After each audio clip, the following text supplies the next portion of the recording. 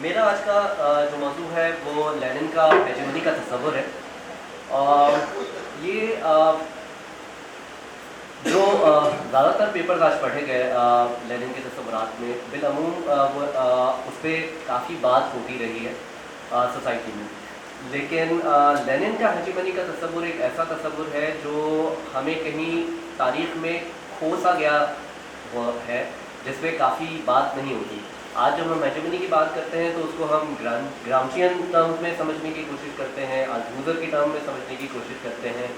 اس پہ جب بات ہو رہی ہوتی ہے تو ہمیں جو ہے وہ ایڈرنو اور ہارکھائمر کی کلچرل انڈسٹری اور اس کی ڈومیننس کی باتیں نظر آتی ہیں. لیکن لینن کا جو تصور ہے ہیجمنی کا اس کے اوپر اس طرح سے بات نہیں ہوتی. تو میں نے سوچا کہ یہ موضوع ہمیں دیکھنے کی ضرورت ہے. شاید آج کے کنٹمپرری پولیٹیکل کانٹیکسٹ میں ضروری بھی ہے اس کو ڈسکور کرنا, ری ڈسکور کرنا اور پھر اس کو دیکھنا. سو ہم یہ دیکھنے کی کوشش کریں گے کہ لینن کے نزدیک ہیجمنی کیا ہے اور اس کی جو ہیجمنی کی لاجک ہے وہ دیگر جو مارکسی مفکرین ہیں جیسے میں نے کہا گرامشی, التھوزر وغیرہ ان سے کس طرح سے مختلف ہے. ساتھ ہی ہم یہ بھی دیکھیں گے کہ لینن کے ہیجمنی کے تصور کو موجودہ سیاسی جدوجہد میں کیا اہمیت حاصل ہے اور ہمیں اسے کیوں جاننے, سمجھنے اور اسے عملی سیاست کا حصہ بنانے کی ضرورت ہے. سو پہلے ہم شروع کرتے ہیں کہ ہیجمنی کا تصور کیا ہے. میں بالکل بنیاد سے چلنا چاہوں گا, اگرچہ مجھے امید ہے کہ زیادہ تر لوگوں کو یہ پہلے سے پتا ہوگا لیکن پھر بھی. تو ہیجمنی کا تصور بنیادی طور پہ کیا ہے, یہ محض کسی نظریاتی برتری کی کوئی اعلیٰ شکل نہیں ہے اور نہ ہی ہم اسے انڈاکٹرینیشن یا مینیپولیشن کی کوئی خاص شکل کے طور پہ سمجھ سکتے ہیں, بلکہ جیسے کہ ریمنڈ ولیمز کے الفاظ ہیں. سو آپ یہاں پڑھ بھی سکتے ہیں کہ اور میں یہاں سے کوٹ کروں گا کہ hegemony is then not only the articulate upper level of ideology, nor in its forms of control only those ordinarily seen as manipulation or indoctrination. It is a whole body of practices and expectations over the whole living. So our senses and assignments of energy are shaping perceptions of ourselves and our world. یہ سب کچھ hegemony ہے. And then it is a lived system of meanings and values, constitutive and constituting, which as they are experienced and as practiced appear as reciprocally confirming. It thus constitutes a sense of reality for most people in the society, a sense of absolute, because experience reality beyond which it is very difficult for most members of society to move in most areas of their lives. So and it is that to say in the strongest sense a culture, but a culture which has also to be seen as a lived dominance and subordination of particular classes. اس definition کی خاص بات یہ ہے کہ Williams نے اسے کسی خاص کلاس کے ساتھ ایسوسیٹ نہیں کیا, جیسا کہ گرامشین یا التھوزر کے ویوز میں آپ کو نظر آتا ہے کہ وہاں پہ اسٹیٹ کی بات ہوگی یا ڈومیننٹ کلاسز کی بات ہوگی, رولنگ ایلیٹ کی بات ہوگی. ولیمز نے اس کو بالکل اوپن چھوڑا ہے. ولیمز نے اس کو ایسے چھوڑا ہے کہ آپ کسی بھی ڈومیننٹ کلاس کی بات کرتے ہیں, چاہے وہ ورکنگ کلاسز بھی ہو سکتی ہیں, ماسک بھی ہو سکتی ہیں. سو I find this explanation particularly useful because it does not express any particular idea. So Williams کیا کہنا چاہتے ہیں, اگر سادہ لفظوں میں کہیں تو ولیمز یہ کہنا چاہتے ہیں کہ ہیجمنی محض مینیپولیشن اور انڈاکٹرینیشن نہیں ہے, بلکہ یہ اس سے کافی آگے کا مرحلہ ہے. یہ ہمارے اور ہماری دنیا کا ایک ایسا پرسیپشن بناتی ہے جو ہمارے لیے ایک ریالٹی کی طرح کام کرتی ہے, ایک حقیقت کی طرح کام کرتی ہے. وہ پرسیپشن اور ہم اس کو کیسے سمجھ سکتے ہیں, شاید اس کے لیے ایک مثال بڑی اچھی ہوگی. یہ فلم شاید بہت سارے لوگوں نے دیکھ رکھی ہوگی, جنہوں نے نہیں دیکھ رکھی یہ میٹرکس فلم کا ایک سین ہے. اگر آپ کو یہ یاد ہو اور اگر نہ ہو تو میں یاد دلاتا ہوں, اور اگر آپ نہ دیکھی ہو تو بھی. یہ فلم ایک ایسے تصور کے بارے میں ہے جہاں انسان بیٹریز کی شکل میں مشینوں کے اندر لگے ہوئے ہوتے ہیں اور ان کی جو دنیا ہوتی ہے وہ خیالات ہوتے ہیں جو کمپیوٹر کے ذریعے سے ان کے دماغوں کو پہنچائے جا رہے ہوتے ہیں. سو ان کی حقیقت یہ ہے کہ وہ کسی ایک خاص مقام پر قید ہیں اور ان کی ریالٹی ان کے لیے جو نظر آتی ہے وہ یہ نظر آتی ہے کہ وہ دنیا میں چل رہے ہیں, پھر رہے ہیں, کھا پی رہے ہیں, ہماری طرح کی ایک نارمل زندگی گزار رہے ہیں.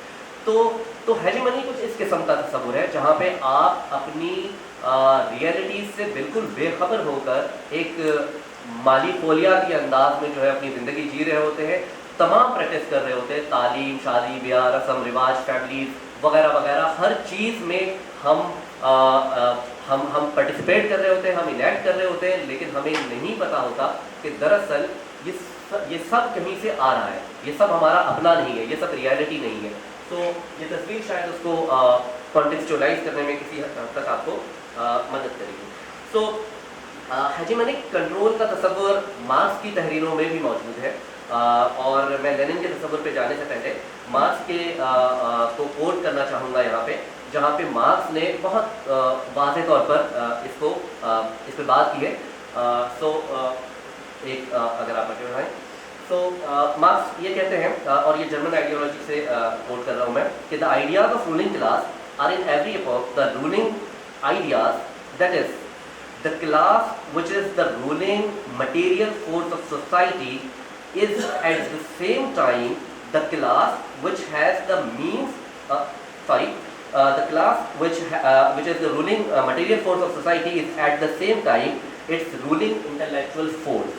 So the class which has the means of material production at its disposal has control at the same time over the means of mental production, which we can say even today. So that thereby, generally speaking, the ideas of those who lack the means of mental production are subject to it. The ruling ideas are nothing more than the ideal expression of dominant material relationship. So Marx جو ہے وہ محض اس کو ruling class کی ideas کی production نہیں کہہ رہے, بلکہ وہ یہ بھی کہہ رہے ہیں کہ جو مٹیریل ریلیشن شپ ہے ایک زمانے کا, وہ مٹیریل ریلیشن شپ اصل میں اس زمانے کی آئیڈیاز کو پروڈیوس کرتا ہے. سو اس لحاظ سے یہ خیال جہاں تک میری سمجھ ہے گرامچی اور آلتھوزر سے تھوڑا سا مختلف بھی ہے. So and then I am continue. So the ruling ideas are nothing more than the ideal expression of dominant material relationship. The dominant material relationship grasps at ideas, hence, as if the relationship which make the one class the ruling one, therefore the ideas of its dominance, and then it continues. So thus their ideas are the ruling ideas of the epoch. So وہ اس کو justify کر رہے ہیں کہ جو انہوں نے پہلے بات کی کہ وہ کیوں ویلڈ ہے. So مارکس کی تحریر ہمیں یہ سمجھاتی ہے کہ رولنگ کلاس جو مٹیریل پروڈکشن کے ذرائع پر اپنا کنٹرول رکھتی ہے, وہی انٹلیکچوئل فورسز کو, انٹلیکچوئل آئیڈیاز کو بھی پروڈیوس کرتی ہے. لیکن جب ہم مارکس پر آتے ہیں, جب ہم لینن پر آتے ہیں, تو لینن ہمیں ایک مختلف زاویہ دیتے ہیں. شاید اس کی وجہ یہ ہے کہ مارکس نے بھی یقیناً پریکٹس کی ہے سیاست. مارکس جو ہے وہ محض اکیڈمیا سے ان کا تعلق نہیں تھا, فرسٹ انٹریکشن انہوں نے کی, دنیا بھر کے مزدوروں کو ایک کرنے کا صرف انہوں نے نعرہ نہیں دیا بلکہ اس کی عملی کوشش بھی کی. لیکن لینن کا تصور اور لینن کے جو آئیڈیاز ہیں وہ اس سے کہیں زیادہ پریکٹس پر مبنی ہے, اور اس میں کوئی مارکس کا قد کم اور لینن کا قد زیادہ کرنے والی بات نہیں ہے, ظاہر سی بات ہے دور کی بات ہے. تو لینن کا ہیجمنی کا تصور مارکسی نظریے کا ایک اہم تصور ہے, یہ مارکسی سیاسی اسٹریٹجی کی اہم کڑی ہے, اور لینن کا تصور سوشلسٹ ریاست کی تعمیر, اسے برقرار رکھنے میں پرولتاریہ کی دیگر اتحادی قوتوں جیسے کسان اور دیگر مظلوم طبقات پر مکمل برتری کا نظریہ ہے. یہ تصور اس بات کی اہمیت کو سمجھاتا ہے کہ انقلاب کو اندرونی اور بیرونی خطرات سے بچانے اور اسے برقرار رکھنے میں اور اس میں وسیع تر اتحاد کریٹ کرنے میں, جس میں مختلف طبقات شامل ہوتے ہیں, اس میں پرولتاریہ کے ہیجمنک کنٹرول کی کیا اہمیت ہے. اگین یہاں پہ بہت سارے سوالات ہو سکتے ہیں, آج پرولتاریہ کی کا مطلب کیا ہے اور اس میں کیا چیز, اس کو کیسے ہم ڈیفائن کریں گے. سو اس بات پہ ہم بحث کر سکتے ہیں, لیکن اس کا بنیادی تصور یہ ہے. سو اور اسی کو آگے اگر ہم بڑھائیں تو ہم اس کو اس طریقے سے دیکھ سکتے ہیں کہ جس طرح بین الاقوامی منظرنامے میں تبدیلیاں آتی ہیں, ویسے ہی لینن کے نظریے کے اطلاق میں اور اس کی سمجھ کے بارے میں بھی یقیناً ہماری ظاہر تبدیلیاں آئیں گی. اور یہاں پہ اب تک جتنے لوگوں نے گفتگو کی ہے اس میں یہ نقطہ بھی بہت اہم تھا. सो इस पेपर में हम यही देखेंगे कि लेनिन के हेजेमनी के तस्वुर को, लेनिन और उनके बाद के जो आने वाले मार्क्सी दानिश्वर हैं उनके ख्यालात के पस मंज़र में हम कैसे देख सकते हैं, और फिर ये भी कि इस तस्वुर को असरी चैलेंजेस जैसे कि न्यू लिबरलिज्म, माहौलियाती तब्दीलियों के बायस पैदा होने वाली बका की जंग और सकाफती मज़ाहमत के तस्वुर और इसके हवाले से जो अमली जिद्दोजहद है उस पैराए में हम इसे कैसे समझ सकते हैं। अब यहाँ पे अभी हमने पीछे एक बात देखी कि प्रोलेटारिया को किरदार अदा करना चाहिए एक काइंड ऑफ वैनगार्ड का, उसको जो है वो लीडरशिप का किरदार अदा करना चाहिए, लेकिन लेनिन का मकसद यहाँ पे ये नहीं है, और ये बात बड़ी अहम है समझना कि लेनिन जो है वो यहाँ पे ये नहीं कह रहे कि उस लीडरशिप को वो अपने हाथ में इस तरह से रख रहे हैं कि जैसे वो कोई टैक्टिकल इत्तेहाद है, ऐसा नहीं है। प्रोलेटारिया किसानों के साथ, दीगर मजलूम तबकात के साथ कोई टैक्टिकल इत्तेहाद नहीं बनाता, बल्कि लेनिन का तस्वुर ये है कि वो एक स्ट्रेटेजिक ज़रूरत है इनकलाब की, जैसा कि खालिद भट्टी साहब ने भी अपने पेपर में इसी तरह इशारा किया कि हम एक स्ट्रेटेजिक ज़रूरत के तौर पर देखते हैं। ये कोई ऐसी चीज़ नहीं है जो कि वक्ती या कह लें कि सियासी अपॉर्चुनिज्म है, लेनिन इसे इस तरह से नहीं देखते। सो और यहाँ पे सिर्फ किसानों की बात नहीं हो रही, हम अपने आज के समाज की बात कर रहे हैं तो वहाँ पे दीगर मजलूम तबकात की भी बात हो रही है। सो लेनिन का हेजेमनी का तस्वुर एक जामिद नज़रिया भी नहीं है, बल्कि ये ताकत पर मुकम्मल गिरफ्त हासिल करने का एक डायनामिक प्रोसेस है। It is not something that is a concept, that is an idea, but rather it is a process. So जो कि मुसलसल चलता रहता है। जब हम किसी चीज़ को प्रोसेस कहते हैं तो इसका मतलब ये है, और डायनेमिक प्रोसेस कहते हैं इसका मतलब उसमें वक्त के साथ, हालात के साथ, मारूज के साथ तब्दीलियाँ आती हैं, कुछ लाजमी भी होती हैं और कुछ वक्ती भी हो सकती हैं उसमें। सो अगर हम इसको आगे बढ़ाते हैं, सो बेसिकली यहाँ पे नज़रिया ये है कि हम जो वर्किंग क्लासेस हैं वो एक एक्टिव इंगेजमेंट के ज़रिए से अपनी लीडरशिप को कायम करेंगे, ना कि वो नज़रिया कोई ताकत कायम करेंगे। एक ख़ास ताकतवर की साइकी के साथ आप नहीं अपने हेजेमनी को कायम कर रहे हैं, बल्कि आप अपने एक एक्टिव इंगेजमेंट के साथ कायम कर रहे हैं, जो कि एक मुख्तलिफ बात है उससे, जिससे बिलअमूम राइट विंग हमें लेनिनिज्म को समझाने की कोशिश करता है, जब वो कहता है कि आप टोटलिटेरियन हैं, आप तो काबिज होना चाहते हैं और आप जब इक़्तिदार में आएंगे तो आप हमारे अखबार बंद कर देंगे, हमारे टीवी बंद कर देंगे, हमें जो है वो मुल्क से निकाल देंगे, जीने का हक नहीं देंगे। लेनिन इस तरह से नहीं बयान करते इस तस्वुर को। सो जब हम इस ज़ाविये से लेनिन के तस्वुर को देखते हैं तो उन लोगों के लिए जो इस जद्दोजहद में जुड़े हुए हैं, उनके लिए हेजेमनी का तस्वुर अपने आप में एक ऑब्जेक्ट बन जाता है। हेजेमनी फिर एक सेल्फ एक रेवोल्यूशन का ऑब्जेक्ट है। ये अब एक महज तस्वुर नहीं है, महज प्रोसेस भी नहीं है, बल्कि एक ऑब्जेक्ट है, एक मकसद है अपने आप में हेजेमनी। सो यहाँ इस तस्वुर को लेनिनिज्म के ज़ाविये से देखना बहुत ज़रूरी है। जो असल में मेरा फोकस जहाँ पे जिस बात पे है वो यही है कि हेजेमनी को आप प्रोसेस से भी आगे बढ़कर देखें। आप हेजेमनी को इनकलाब के एक ऑब्जेक्ट के तौर पर देखते हैं जिसके साथ इनकलाब जुड़ा हुआ है। सो हम इसको यूँ कह सकते हैं कि it is a state in that struggle. So hegemony is a state in a struggle for revolution. So Lenin का हेजेमनी का तस्वुर दीगर मार्क्सियन मुफक्किरीन से इस तरह भी मुख्तलिफ है, और माजरत के साथ अगर मतलब इसमें अगेन फिर उनकी जो है ना वो कोई बुराई नहीं है, कोई कमज़ोरी नहीं है, लेकिन एक मुख्तलिफ बात है। तो इसको मुख्तलिफ बात के तौर पर ही देखें और समझें कि दीगर मुफक्किरीन का जो तस्वुर है वो बिलअमूम डिस्क्रिप्टिव, वो डिस्क्राइब करते हैं स्टेट ये है, रूलिंग क्लासेस ये होती हैं, कल्चरल इंडस्ट्री ये होती है, कल्चर ये होता है, इस तरीके से सकाफती जो डोमिनेंस है वो कायम रखी जाती है। लेकिन लेनिन का जो तस्वुर है हेजेमनी का, वो एक बड़ा ही प्रिस्क्रिप्टिव तस्वुर है। वो महज हालात का तजज़िया या उसकी वजाहत नहीं कर रहे हैं, बल्कि ये अमल का नज़रिया है जो कि लेनिन के आइडिया के अंदर सबसे सेंट्रल है, अमल, प्रैक्टिस। सो इसे गाल्बन ग्रामची ने, लेकिन ग्रामची ने अपनी तहरीरों में इसे एंटी मेटाफिजिकल कहा है, और ग्रामची अपनी तहरीरों में जब हेजेमनी के तस्वुर को इन्वोक करते हैं, जब लेकर आते हैं, तो उस आइडिया को वो लेनिन से रेफ़र करते हैं, और वो अपनी तहरीरों में वो मौजूद है, आपको रेफरेंसेस जो है उसमें ये मिल जाएगा। تو دوسرے لفظوں میں جہاں پہ آلتھوزر اور گرامچی کا آئیڈیا ہمیں ایک کہہ لیں کہ ہیجیمنی کو ایک پیسو آبجیکٹ کے طور پہ دکھا رہا ہے، لینن کا آئیڈیا انقلاب کو ایک ایکٹیو پروسیس کے طور پر دکھاتا ہے جس میں ماسز اپنے ڈومیننٹ رول کے ساتھ انقلابی جدوجہد کر رہے ہوتے ہیں. سو جو چیز لینن کے ہیجیمنی کے تصور سے ابھر کر آتی ہے وہ یہ ہے کہ جدوجہد کے دوران صرف اکنامک ایمنسپیشن ہمارا میجر فوکس نہیں رہنا چاہیے.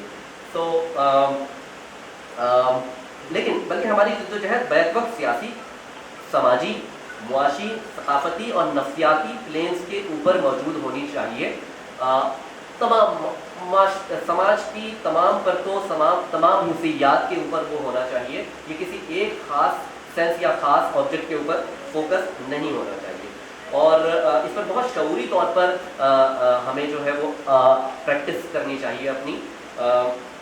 سو ہم یوں کہہ سکتے ہیں کہ so the path of revolution will be to work simultaneously on the economic, social, cultural and psychological planes. So ایسی جدوجہد کہ کیا ریکوائرمنٹس بنتی ہیں جب ہم کہتے ہیں کہ آپ کو ان تمام پلینس کے اوپر، ان تمام ڈائنامکس کے اوپر، ان تمام ڈائمنشن کے اوپر بیک وقت سوچنے کی ضرورت ہے، بیک وقت کام کرنے کی ضرورت ہے، جہاں آپ صرف اکنامک یا پھر کسی بھی ایک ڈائمنشن کو نہیں دیکھ رہے بلکہ آپ ثقافت کو بھی ساتھ میں دیکھ رہے ہیں، آپ سماجیات کو بھی، سماجی ڈھانچے کو بھی ساتھ میں کوشچن کر رہے ہیں، آپ جا کے اس کی سائیکو اینالیٹک لیول کے اوپر بھی جو ہے وہ کام کرنا چاہتے ہیں. تو ایسی جدوجہد ہم سے یہ تقاضا کرتی ہے کہ ماسز اپنے جدوجہد کے دوران اپنے وجود پر مکمل بھروسہ کرنا چاہیے.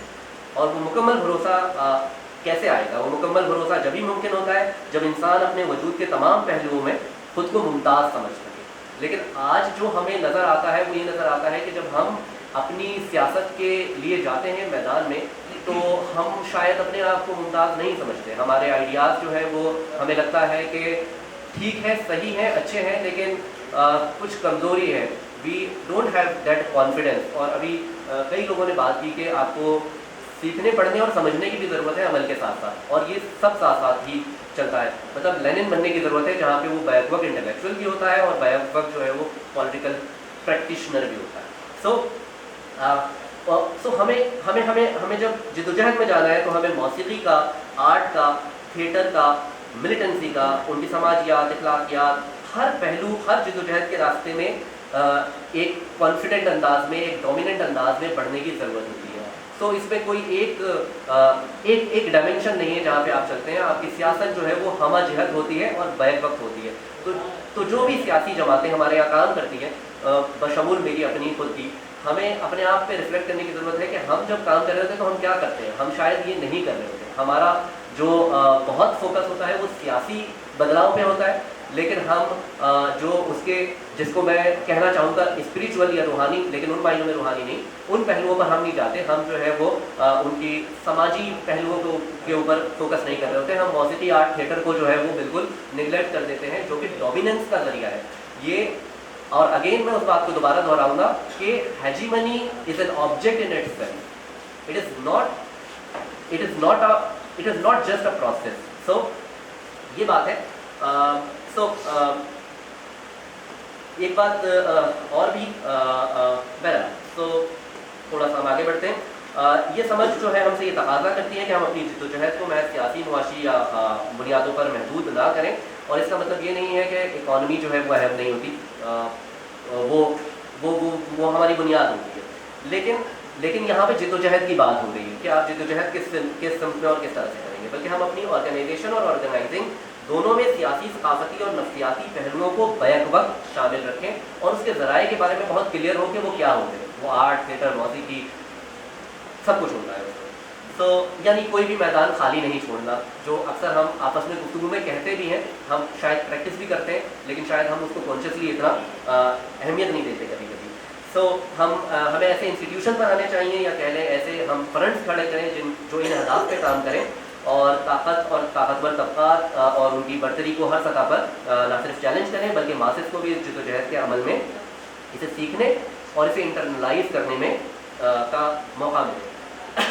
اور انٹرنلائز کرنا بہت ضروری ہے. انٹرنلائزیشن کتنی خطرناک چیز ہو سکتی ہے یا کتنی کارآمد چیز ہو سکتی ہے، اس کا اندازہ آپ اس بات سے کر لیں کہ ہمارے یہاں जिस लिहाज से मजहबी इंतहा पसंदी को लोगों ने इंटरनलाइज कर लिया है, जिस लिहाज से मजहबी इंतहा पसंदी को लोगों ने इंटरनलाइज कर लिया है, तो उसका नतीजा आप रोड पे निकलते हुए क्या देखते हैं, आपका एक जुमला जो है वो आधे शहर में आग लगाने के लिए काफ़ी हो सकता है। तो इंटरनलाइजेशन का ये मतलब है, internalisation is again not something जिसपे जो कि एक छोटा सा लफ्ज़ आप लेंगे, इंटरनलाइजेशन एक बहुत भारी लफ्ज़, उसको हम उसी तरीके से लेंगे। तो हम जिस कैपिटलिज्म और जिस न्यू लिबरलिज्म के अहद में रह रहे हैं, वो ना सिर्फ हमें अपने कैपिटल से महरूम कर रही है, बल्कि साथ साथ हमें अपने कल्चरल कैपिटल से भी बाकायदा प्लानिंग के साथ महरूम करती है। हमें कंज्यूमरिज्म की तरफ लगाया जाता है। अगर मिडिल क्लास की बात करें, या फिर अगर आप जो है वो बहुत ज़्यादा मार्जिनलाइज क्लासेस की भी बात करें, तो वहाँ भी आपको कंज्यूमरिज्म के कल्चर की नकल नज़र आ रही होती है बहुत ज़्यादा, जो हमें एक हकीकी प्रैक्टिस से और मसाइल से दूर करती है। अगेन अगर आप जाएँ उसी तस्वीर पर मैट्रिक्स फिल्म वाली, तो तकरीबन वैसी ही कोई बात होती है। तो हमारी जद्दोजहद के लिए ज़रूरी है कि वो वैसे ही हर ग्रुप के साथ अलाइंसेस क्रिएट करे, जैसे कि लेनिन ने अपनी अमली सियासत में किया, जैसे कि और तमाम लोगों ने मिसालें दी, मैं उसको रिपीट नहीं कर रहा। सो हमारी अलाइंसेस हमें कहाँ खड़ी हुई नज़र आती हैं आज? हमारी अलाइंसेस में माहौलियाती बका की जंग लड़ने वाली जो तंजीमें हैं, माइनॉरिटी राइट्स की जो तंजीमें हैं, ख़वातीन के हुकूक़ के लिए काम करने वाली जो तंजीमें हैं, और नेशनलिस्ट स्ट्रगल्स हैं, और दीगर मज़लूम तबक़ात हैं, हमें उनसे अपने आप को जोड़ने की ज़रूरत है। लेकिन जोड़ने का मतलब यहाँ पे अगेन लेनिनिस्ट टर्म्स में, जहाँ पे आप एक हेजिमनिक टर्म्स में जुड़ रहे हैं, और ये इस सूरत में मुमकिन है जब आप बहुत ज़्यादादारी के साथ भी जुड़ेंगे और आपकी प्रैक्टिस उनकी प्रैक्टिस से आगे होगी। तो इस अमल में ज़रूरी है कि इस की क़यादत करने वाली जो सोशलिस्ट क़ुव्वतें हैं, वो जो क़यादत है वो मुनज़्ज़म एक सोशलिस्ट क़ुव्वत के हाथ में हो, ताकि ये तहरीकें किसी भी किस्म की मौका परस्ताना रुझानात का शिकार नहीं हो, एनजीओइजेशन का शिकार नहीं हो जाए। और बदकिस्मती से फ़िलहाल ये रुझान लेफ्ट में हमें नज़र नहीं आता कि वो इस तरीके से सियासत कर रही हो, ठीक है। और साथ ही जो क़ुव्वतें हमें पहले से ही एडवांस जद्दोजहद में नज़र आती हैं, हमें चाहिए कि हम उनकी जद्दोजहद को तस्लीम करें और उनके साथ अपने अलाइंसेस बनाएं, जिसमें बिलाशुबा, और ये बात सुबह से यहाँ पे हो रही है कि बहुत सारी जो नेशनलिस्ट जो हमारे पास स्ट्रगल्स हैं, वो बहुत ज़्यादा एडवांस स्टेजेस में हमें खड़ी हुई नज़र आती हैं, अपने नज़रिए में, अपने तजज़िये में, अपने उसूलों में और अपनी स्ट्रगल में। खैर, सो यहाँ मैं एक मिसाल पेश करना चाहूँगा। अब सवाल ये है कि बात ये होती है कि अच्छा इसको इस तरह से करना चाहिए, लेकिन क्या इसकी कोई मिसालें मौजूद हैं दुनिया में? तो बेशुमार मिसालें मौजूद हैं, लेकिन मैं सिर्फ एक एग्जाम्पल में यहाँ पे इक्तफा करूँगा। हम यहाँ पे मिसाल ले सकते हैं अनुराधा गांधी के लेक्चर्स की और उनके काम की, जो कि उन्होंने इंडिया में किया है।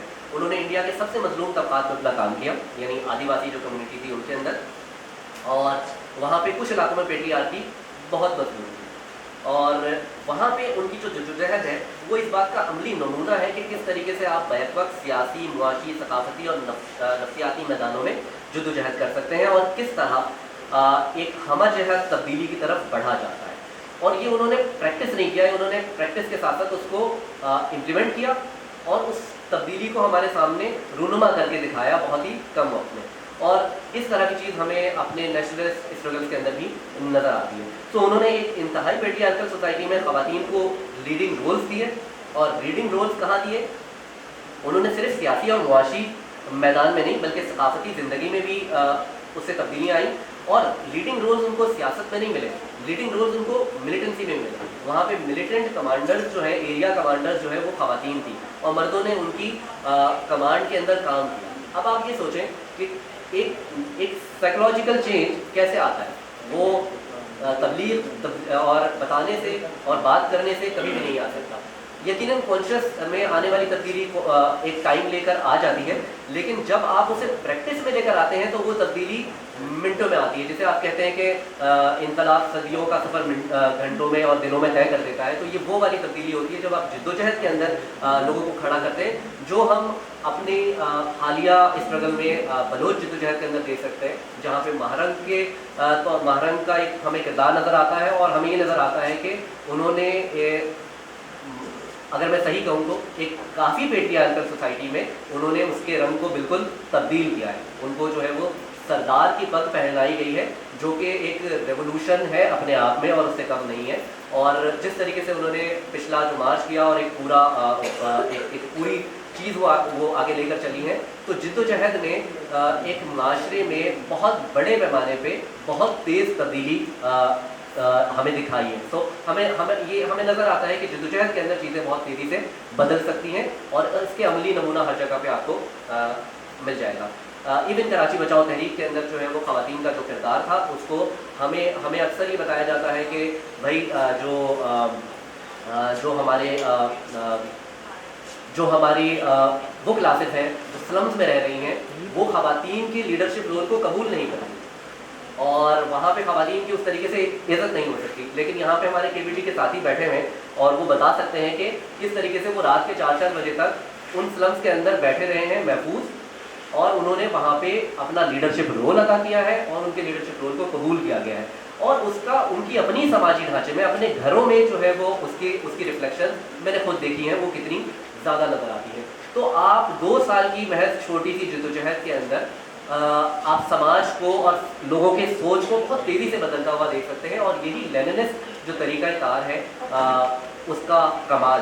سو میں بس اب اس کو ختم کرنا چاہوں گا, اور میں اس کو ختم کرنا چاہوں گا بات بیچ میں سے مس کر کے جلد, کیونکہ مجھے 5 منٹ کا جو پرچہ دینا تھا اس کو 5 منٹ ہو گئے. سو میں ایرک فروم کی کو کوٹ کرتے ہوئے اس کو ختم کرنا چاہوں گا.